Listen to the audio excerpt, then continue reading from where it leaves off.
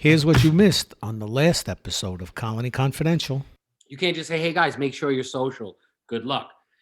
It almost gets to the point where you need to schedule 30 minutes a day for a conversation, or, hey team, we're going to do this quick FaceTime interaction, Zoom interaction, or MS Teams interaction. We're going to do a puzzle together, whatever it is. And they feel still like a family or like a team where they're still working together. You know what I mean? If you're going to die, you're going to die. Take all the precautions and have a good time. You can't have a good time, but have the best time you can. But it is a pain in the ass. Like, I was never big on eating out. And I even told a friend of mine, this is bullshit. 3 nights a week, I ain't going out to eat.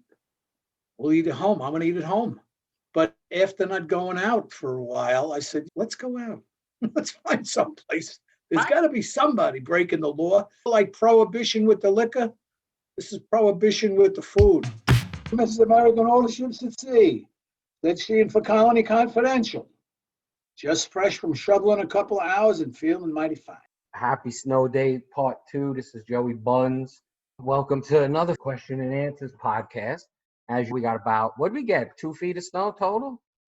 I don't know. I think down here we got about 16 inches. We got a good amount. Nothing New Yorkers can't get through. As always, we power through. We get it done. Thank goodness for Zoom, so I could still talk to my 2-year-old dad. Joseph. All right, let's get right into it. We got a couple of questions. This comes in from Mary Kate, doesn't say where she's from. Can you use Brillo soap pads to plug up holes to stop mice from coming in? Yeah, you could, but I would strongly recommend a copper mesh, because your steel wool is going to rust and it's going to weaken. And you have to remember something. Anytime you plug up a hole where a rodent can get his teeth on that hole that's holding it up, he's going to get it out. And he's not doing it in an hour or 2 hours or a week or a month. Maybe it'll take him 6 months. He got no place to go, nothing to do except fool around with your steel wool or your copper mesh. So even with the copper mesh, you're going to have to check it every couple of months.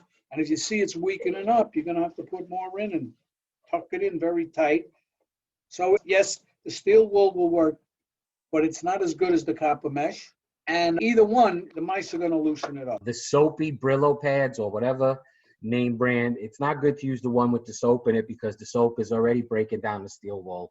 You would want straight steel wool, and just keep in mind that steel will break down in the elements. So like Ed said, if you put it around a pipe, you're going to have to check it regularly, and you're going to need the proper tools first to find the hole and then to check it, which mainly is a flashlight. You'll want a screwdriver to stuff it in there. You'll also, as Ed mentioned, the rodents can tug on it or push or pull it.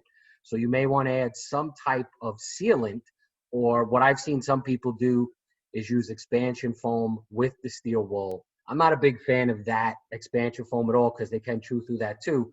Another thing to do is stuff it with the steel wool and then fit sheet metal around the hole, so that then even if they do pull the steel wool out, then you have the sheet metal, which is another layer.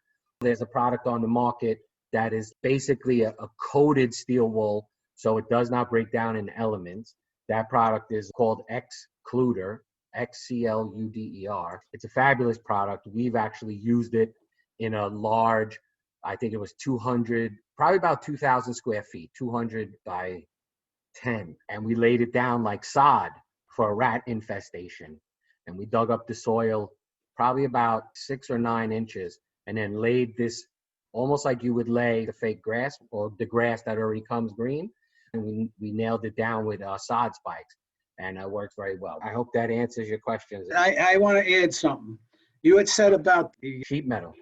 Sheet metal. But if you put that sheet metal down tight over the steel wool, they can't get a grip on it with their claws or their mouth. You put that in once and you put it in right, they ain't getting through it. However, they could start to chew around the side of it, where I guess it's wood or whatever. So you may want to put a nice chunk, not only to cover the hole, but maybe to cover 3 or 4 inches on either side of the hole. Yes, correct. Thank you. This is from Johnny Mans. I have been subtly seeing roaches in my apartment after 2 years. I'm renting an apartment, never saw roaches in the past. but now I see them in the kitchen and bathroom. My house is clean. There's a layup. Yeah, he says he just moved into the apartment a while ago. No, he's been there 2 years. And the reason I say it's a layup is because we're in this every day and we know it. Roaches can get into your home with anything you bring in. So fast food, you order the fast food. There's multiple touch points you could get a roach from. It could be from the kitchen that the food is cooked in. It could be from the counter of the place where the food waits while it's waiting to be delivered. It could be the vehicle of the person delivering it. And if you take it even further, it could be the delivery truck that delivered the food in the first place that gave the restaurant the roaches. But basically, it's more than likely that they were brought into your home, even with groceries. What is he saying? He's seen a few roaches or a lot of roaches? He's just seeing them. He's never seen them before. From previous experience, personally and in working, sometimes a new neighbor moves in next to you, above you, below you, beside you, whatever. And they have roaches because they're not too cleanly or whatever. I had that in an apartment. I lived on Coyle Street. And I used to spray that. So their apartment was on one side of my apartment. So my wall, their wall, I used to spray that once a week. And then I knocked on the door and I said, "You have roaches?" "No." I go, "I've seen them on your wall." "Oh, we can't afford an exterminator." I says, "I'll take care of it." So I sprayed their wall and they said, "What about the rest of the apartment?" I go, "I'm not interested in the rest of the apartment. I'll come here and spray your wall for free." Cut down, I never got rid of them, but that could be a problem too, or a new neighbor walks in or moves in, whatever. Or somebody that's lived there for a number of years somehow got roaches and I do this, I do that, and never really took care of it and it got out of control. Right. So that's a luxury as a PMP that we have where we can treat our own apartments. Another thing that I would say, if you identify a neighbor like that, you could always drill the abutting wall and dust the wall so that when they come through the wall, they get the pesticide dust on them. Good idea. Good idea. But just getting back to, that's one way, but you got to remember, roaches are most likely being brought in somehow because just being dirty does not create cockroaches. Ever after your blood. Oh no, that's bed bugs. No, but you know what I'm saying? It doesn't, being dirty doesn't create roaches. Having a roach get into your apartment from packaging, boxes, deliveries, the whole thing we just discussed. Or a friend of yours who came to visit. Correct. Or a friend, whatever. But if one roach is introduced to your house and then you provide the famous word, conducive conditions or perfect home for them to live in, then you are allowing them to multiply. This gentleman sounds... But I have a real clean apartment. Oh yeah? Turn over your toaster and see what comes out of the toaster. Remember, these guys and gals don't need a lot to food to survive on. So I've been in places that, my God, the place is spotless.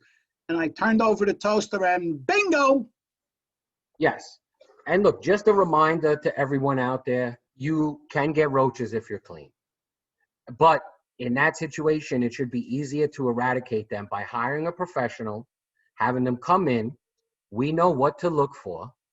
And even though your home is very clean, like Ed just said, it might be pulling out the stove or pulling out the refrigerator, or there may be an issue with your dishwasher. Those are the top three, especially in clean homes, that a lot of us forget about. So it's possible to have roaches even though you're clean. So another fun fact about roaches, just so you may know, Ed mentioned friends coming over. Obviously, if your friend has roaches crawling all over them, you're not letting them in the apartment. But if you will, roaches, especially our favorite, the German roach, if they get a dose of pesticide and they feel themselves starting to die, they will jettison the ootheca. So basically, they will shoot out the egg capsule that holds hundreds of roaches so that their babies, they're all about continuing their lineage, so that their offspring will live a fabulous life. So they may have shot that in your best friend's shirt pocket after they got a dose in your own home. And then unknowing to you, you bring it to your friend's house, you leave your bag there, and however, the roaches come out of your bag, and there you go. Pest control is fascinating, isn't it? It's never dull because you're always solving problems, which keeps your mind going. And As you know, I have a very strong mind. And anyway, it's exciting. It's fun. You got a problem. And to sum it up, I walk in, your apartment is spotless. And you know what? It certainly is. But if I put, like Joe said, if I pull out your stove, how often you clean there? And by the way, that gas pipe behind the stove is usually one of the entranceways that mice get in. And when's the last time you pulled out your refrigerator? Because your refrigerator usually has a motor, and the motor is warm. And just like to stay warm. They don't need to go to Miami Beach, nothing like that. They're not interested in their hands. But they like whatever. If you're comfortable in your house at 70, they're very comfortable at 70. If you're freezing at 20 in your house, move, because they certainly will too. That's a good point about the heat from the appliances, because the dishwasher has that space where you fit it in under the counter, and it's a perfect gap for roaches and the heat and even the moisture that comes off. It's like the perfect environment, and we find roaches in there often. It's like when that dishwasher's on and the roaches are on top of it, it's like what my friend Uncle Jimmy used to call, it's like a sauna. You and I would call it a sauna. Yeah, it's nice and warm there. Oh my God, this is grand. Loosening up all the joints. That's an ideal spot. Hey, you know, a little R&O. All right. So I hope we answered your question. Here's another question, no name. Don't be What shy. are the best ways to get rid of bed bugs? How do you deal with one's clothes? What about dry clean only materials, books? Will walking around an infested area with shoes on mean that your shoes are now infested? So Let's take the question one at a time. What's the best thing to do? Call a professional pest management association, check his credentials, make sure he's got insurance. He's certified by New York State or New Jersey, Pennsylvania, whatever. And if he's certified, most likely you can check if he's got insurance just in case. I would also look online to see some of the reviews that they've gotten.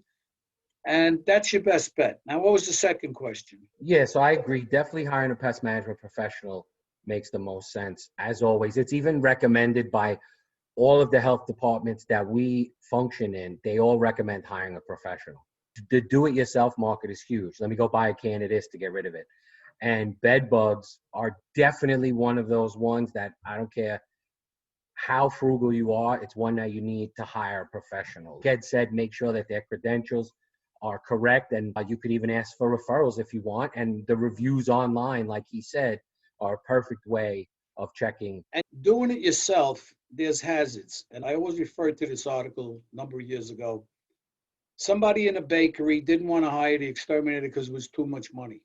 And he went out and he bought all these bombs. Did he read the label? No. Did he blow up his bakery? Yes. He set off too many bombs. He didn't read the label saying you got to shut off pilot lights, yada, yada. So he didn't save too much. I hope he was heavily insured.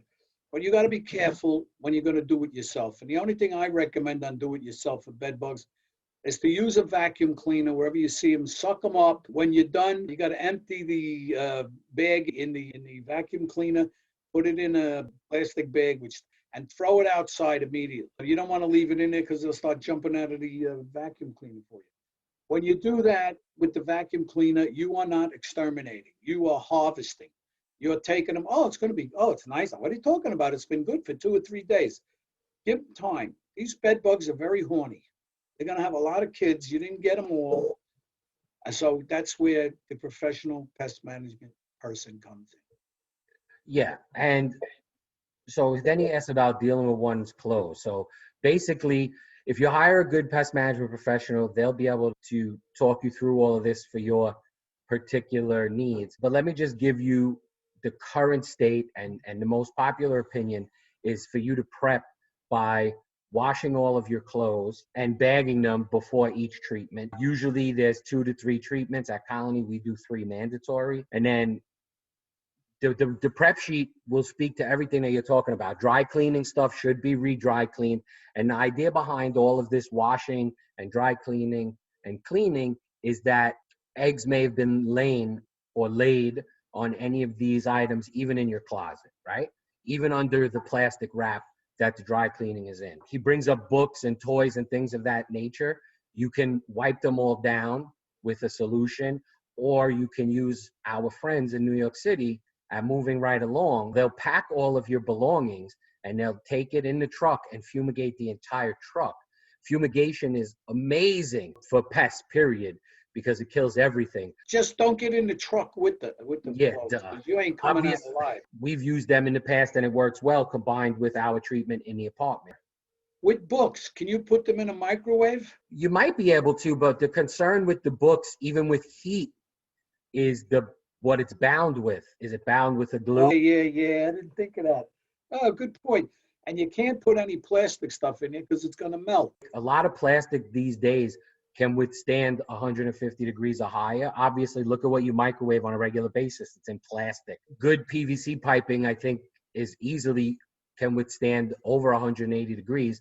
And for bed bugs, you only need to reach the temperature of 122 degrees, 122, 123. If you have a professional grade steamer, you can steam some of these items, including the books if you wanted to, but I would make sure that it was a dry steam and not a wet steam. You can also put your clothing in a dry cleaner only. Don't pack it because you want it to cycle and move the air around. Think of convection, you know what I mean? Where you got the airflow. Yeah, but when you say dry cleaner only, what do you mean by that? Put it into your... Did I say dry clean? My bad. You could dry it, just throw it in the dryer. All right. Okay. And then here's another good one. We're walking around the infested area with shoes on, mean that the shoes are now infested. Keep walking. They're not going to get, in my opinion, they're not going to get in while you're moving and the shoes are moving. However, you take those shoes off, there's a chance they will. I have found them in these little bunny slippers. They got the bunny head there, and they were under the bunny's head, and some of them were actually in the bunny's ears, but they weren't inside. They were outside where this bunny head was. So would they go inside? Yeah, probably. But in this particular case I'm talking about, they were outside because this was a nice, fluffy pair of slippers with a beautiful little bunny, and I felt sorry for the bunny. But anyway, And look, you got shoes on your feet and you're walking, I doubt they're going to get in there. and is it a possibility? Sure. Is it one in X amount of hundreds or thousands? I'm sure too. But if you walk through the unit and you have a steamer or anything of that nature, you could just steam the bottom of your shoes, or you could brush them off with a heavy-duty brush, very similar to the brushes used to clean cleats. They have them at a lot of golf courses if you play golf, something of that nature. And just inspect and look, but keep in mind that they're very difficult to spot. They are that brownish red color if the sole is a brown color, but it would make eggs easier to see. If you have more than one pair of shoes, which a lot of people do, you would be concerned about the shoes you don't wear all the time, and you would want to check those or heat those or steam those or clean those appropriately. So for a pure play chemical treatment, which is probably the least expensive dollar-wise, not taking into consideration the cost of preparation. At Colony, it's 3 mandatory treatments. There's different chemicals used each time for specific reasons, and it is a tough process because you have to be prepared the entire time. A lot of people will pack a bag for the duration of the time, clean 90% of their clothes, except for, I guess, let's say a week's worth of clothes, and they'll keep washing them and just wash them and seal them in a tight bag. A lot of times they'll leave that in their home on the dining room table, like on top. But anyway, just ask all those questions. How many treatments? Are there warranties? Are there guarantees? There's not a ton of guarantees in pest control, but there's usually warranties. Make sure you pay attention to the warranty. A lot of warranties will speak to as long as no new furniture is introduced and things of that nature. And that's a good thing for all the PMPs listening. If you have these warranties built in, make sure you are telling your service team to take pictures of the apartment during treatment. And we had this happen probably 10 or so years ago. We did an entire building. There were bed bugs in 14 of the 16 apartments. We did the whole building, including the 2 that didn't have live activity. And we gave them, because they did the whole building, we gave a 6-month guarantee back then, warranty, if you will. And 4 months later, they had bed bugs. We went in, the dog alerted. We found bugs. The handler took a picture of where they found bugs, and it was in a bright fire engine red leather sofa. So we went to apartment XYZ, pictures that we had logged, and we were sent to the management. Here are the pictures from 4 months ago. Here are the pictures from today. As you'll see, this furniture was introduced. Unfortunately, your warranty is voided for this unit. We did give them a discount to retreat, and they understood. Good. Yeah. Coming up next time on Colony Confidential. We had 487 glue boards, and we said, do you want to see them? The property manager we had a great relationship with said no. They said, we believe you. And we told them just clean the carpets. No pesticides were applied, which is true IPM. They cleaned the carpets, and the problem was solved. There you go. And also, whether or not your story is true or not, it might be a misapplication if you don't have a bug that you're applying the pesticide for. Okay. That was before they made that law. Yeah, I'm sure it was. And it was in a place that you still do. Allegedly. Mr. and Mrs. America, all the ships at sea. If you got questions or maybe answers, we'd like to hear from you. Why don't you send us an email at colonyconfidential.com. Even if you wanted to call us names, it's okay. You know we're going to get back at you. But anyway, it's more of an information network. You got a problem, customers, pricing, buying stuff, send us an email at colonyconfidential.com. Thanks for listening, and don't forget to subscribe and review. Send us anything you want us to know about at colonyconfidential@gmail.com.